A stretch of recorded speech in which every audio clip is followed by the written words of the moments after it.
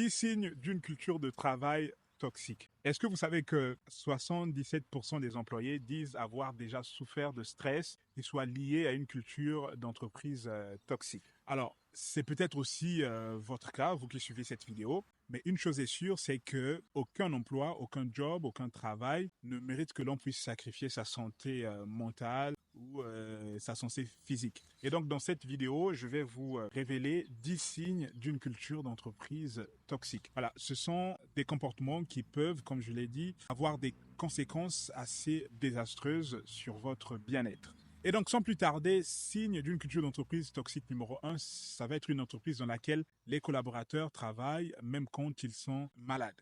Cela vous est peut-être déjà arrivé dans votre situation, dans votre entreprise. Vous êtes cloué au lit avec une fièvre de 39 degrés, mais vous sentez quand même cette pression invisible-là qui vous pousse à répondre à vos emails ou à participer à une réunion Zoom parce que on vous a dit que votre présence était obligatoire. Dans ce genre d'environnement toxique-là, prendre un jour de congé, par exemple, pour se reposer, est vu comme étant un manque de sérieux. Du coup, le résultat, c'est que les collaborateurs, les employés finissent toujours par s'épuiser et tombent encore plus malades qu'avant. Signe numéro 2 d'une culture d'entreprise toxique, ça va être une entreprise dans laquelle faire une pause devient un privilège. Imaginez ce scénario-là où vous demandez une heure pour aller chez le médecin parce que vous vous sentez pas bien, mais votre manager qui vous répond que voilà, que ça peut attendre parce que vous devez forcément ou obligatoirement assister à une réunion qui doit se tenir dans quelques heures. Et donc, il vous répond, voilà, ok, ça peut attendre parce que tu dois forcément assister à une réunion, même si tu ne te sens pas bien, c'est pas son problème. Et donc, dans une culture toxique, prendre soin de soi est perçu comme étant une perte de temps.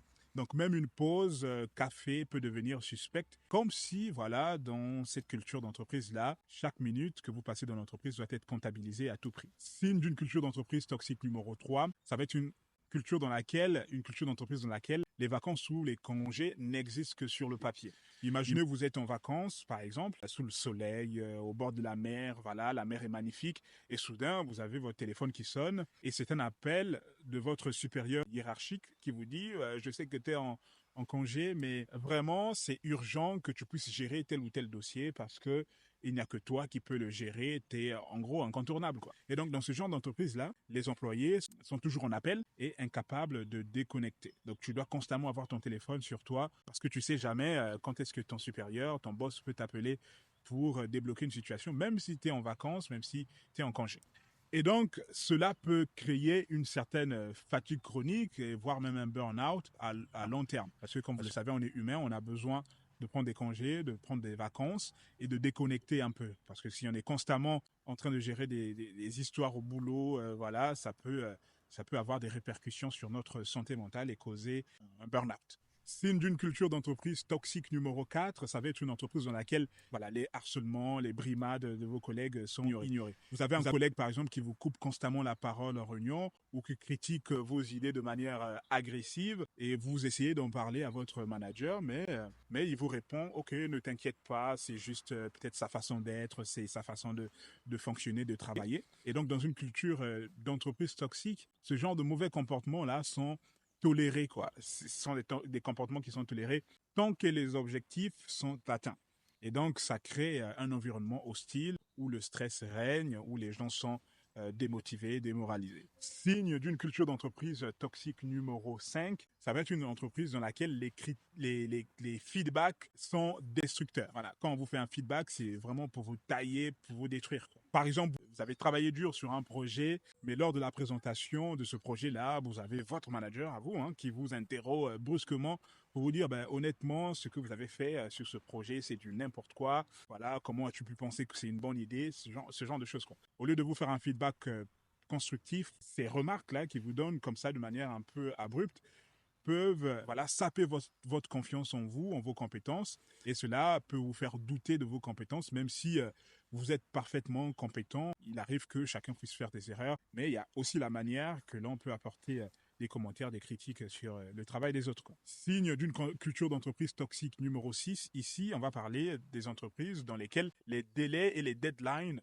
sont irréalistes. Voilà, vous êtes là un vendredi, voilà, au boulot, mais vous recevez un email à 16 heures avec pour objet à rendre ce soir. Voilà. Alors que le projet, à la base, nécessite normalement peut-être une semaine de travail, mais vous n'avez que quelques heures, par exemple, pour terminer toute cette tâche ou tout ce projet. Donc, ces attentes irréalistes-là, ça crée une pression énorme et donc vous finissez par bâcler votre travail ou voire même par sacrifier vos soirées pour tenter de faire correctement votre travail et pour satisfaire votre direction, votre management. Signe d'une culture d'entreprise toxique numéro 7, c'est une entreprise dans laquelle les collaborateurs les plus performants sont également les plus surchargés. Donc être performant peut parfois se retourner contre vous quand vous êtes hyper bon dans l'exécution de vos tâches.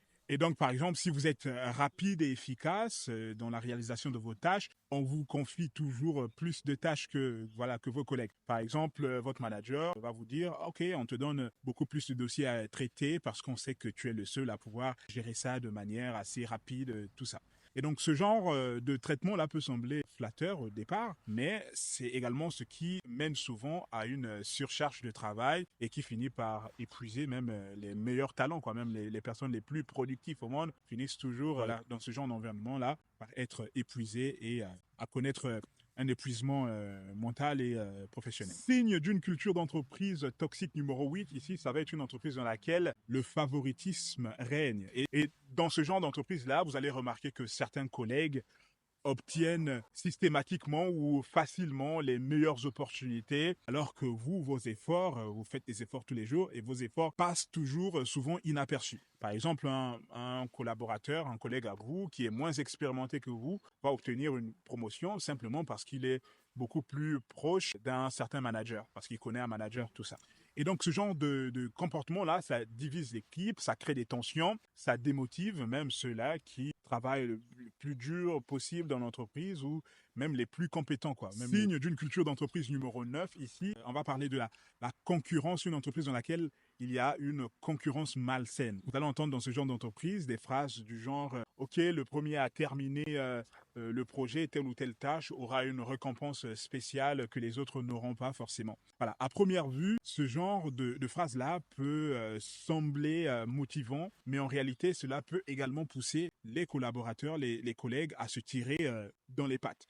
Donc, plutôt que de collaborer, par exemple, chacun va vouloir travailler dans son coin, ce qui va nuire ou impacter justement la dynamique d'équipe et l'efficacité globale de l'équipe.